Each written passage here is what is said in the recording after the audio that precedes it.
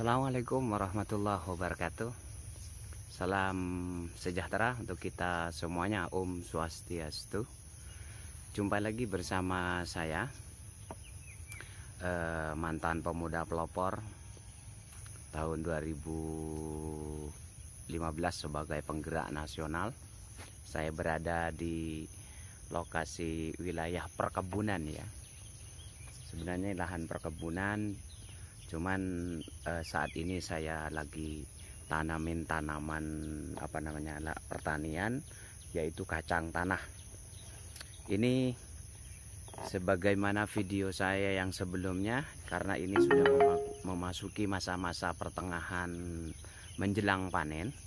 Sekitar 1 bulan atau sebulan 10 hari saya sudah melakukan pemanenan, karena ini sudah batangnya sudah menyebar ke kanan ke kiri, pokoknya keliling gitu ya. Ini sudah keluar pentil biji gitu loh. Nah, yang belum wanci ini dipanen. Oleh karena itu saya akan sedikit memberikan informasi lanjutan terkait dengan peluang usaha di bidang tanaman kacang tanah ini. Saya berada di posisi agak tengah ini dari luasan ini, karena ini sampai sana. Ini lebarnya seperti yang saya sampaikan itu 1000 meter persegi. Jadi agak ya lumayan lebar lah ketimbang ketimbang nggak ditanamin apa-apa. Saya tanamin kacang. Sebenarnya ini sudah bulan Juni ya, sudah bulan Juni. Kemarin kita tanamnya sebelum puasa itu. Maka sekarang sudah masuk bulan yang ketiga ini sebenarnya. Masuk bulan ketiga untuk masa-masa menjelang pemanen. Baik, intinya pada hari ini saya akan menyampaikan bahwa peluang usaha sektor kacang tanah ini lumayan baik ya, lumayan baik. Saya punya catatan taninya, mungkin dulu belum saya sampaikan ke pendengar semuanya, bahwa waktu itu saya tanam bulan April ya, tanggal 20 April itu saya tanam. Ini biaya operasionalnya, yang pertama adalah harga bibit itu waktu itu saya beli sekitar 238.000, 17 kilo, tapi masih ada kulitnya, sehingga dikalikan 14.000 ketemunya 238.000. Kemudian setelah saya dapat bibit, biaya yang kedua yaitu pengolahan tanah. Pengolahan tanahnya itu saya serahkan ke pembajak atau tukang luku bahasa Jawanya itu. Orang-orang Madura tukang nanggeleh itu, tapi pakai mesin traktor. Itu pengolahan tanahnya, lahan seluas ini saya bayarnya cuma 300.000. Kemudian yang ketiga, ongkos tanam 5 orang itu di sini 50.000 untuk ibu-ibu 5 orang, sehingga saya harus mengeluarkan 250.000. Kemudian yang keempat adalah biaya pengairan, karena waktu itu masih garing, tanahnya agak garing gitu. Kalau tidak diairin dia cenderung tidak tumbuh. Dan ini 2 kali, pada saat umur pertama sama umur 15 hari, sehingga saya harus beli bensin itu 15 liter kali 9.000. Kalau diecer itu ketemunya 135.000 untuk beli bensin. Jadi kalau di total sampai sekarang ini saya tak perlu perawatan apa-apa lagi. Ini saya tidak nyiangin ya, tidak ada penyiangan. Jadi saya biarkan ada beberapa suket walaupun tidak dominan, saya biarkan aja, sehingga tetapi kalah pertumbuhannya dengan kacangnya, sehingga kacangnya seperti tak terganggu gitu.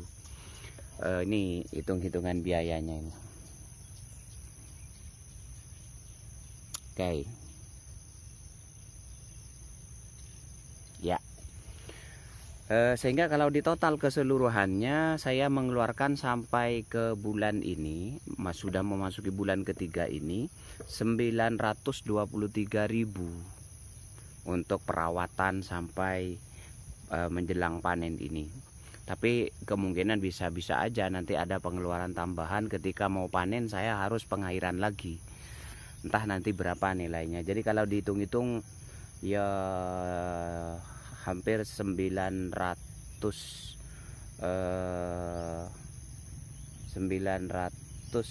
atau sampai 1 juta lah. Ini kan 923.000. Jadi kalau nanti sama panennya mungkin ketemunya sekitar 1 juta. Baik.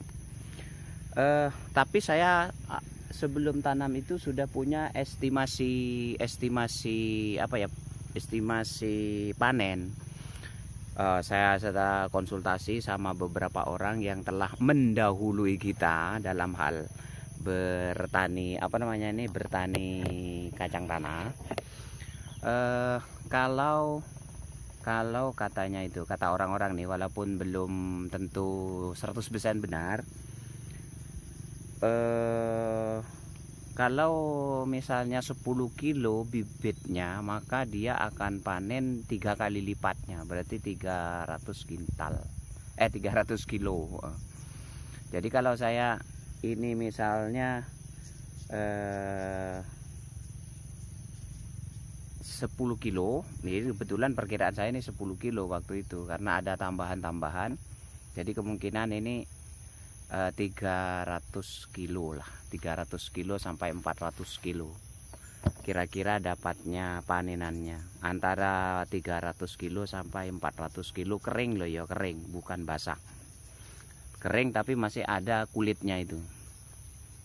Sehingga kalau saya hitung-hitung pemirsa semuanya, kalau nanti saya panen perkiraan 300 kilo saja, ini hitungan minimal, maka saya dikalikan harga perkiraan juga, ini 14.000 gelondong, kacang gelondong yang masih ada kulitnya, itu namanya kacang gelondong.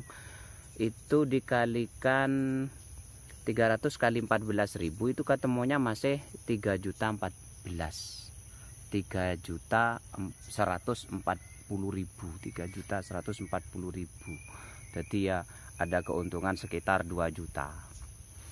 Keuntungan sekitar 2 juta lebih. Kalau nanti dapatnya 4 kintal lah, 3 juta bisa lebih itu keuntungannya.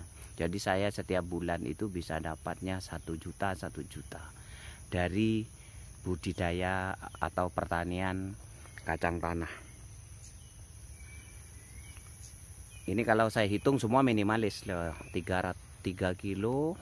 Terus ada yang lagi hitungannya 14 minimalis untuk gelondong di musim-musim ketiga atau musim panas. Intinya adalah kacang tanah itu menguntungkan. Ada biaya pupuk sebenarnya 90.000 ya, jadi 1 jutaan. Lupa saya, ada pupuk harganya 90.000, saya beli sehingga modalnya sekitar 1 jutaan. Tetapi saat titik saya bekerja untuk ke sawah ini, nggak ada 10 hari, nggak ada. Ya kalau misalnya saya hitung, ngelepnya itu 1 hari, kemudian masa tanam 1 hari, kemudian pengolahan tanah 1 hari, berarti kan sudah 3 hari. Pasang pupuk 1 hari, 4 hari, kemudian ngelep kedua atau pengairan kedua 1 hari selesai, berarti kan 5 hari ya, cuman 5 hari. Selebihnya dari itu cuman endang-endang, lihat-lihat, meriksa perkembangan, nggak ngapa-ngapain saya. Jadi cuman kerja 5 Ini posisi kacang tanahnya sudah seperti ini ya.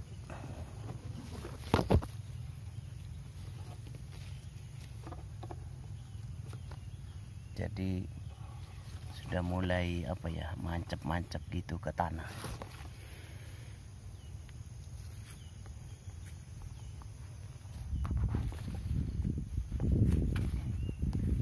Ada tanaman pengganggu memang, tapi ya kayak gini ini suket ini ya, kayak sana semuanya ini semua kacang.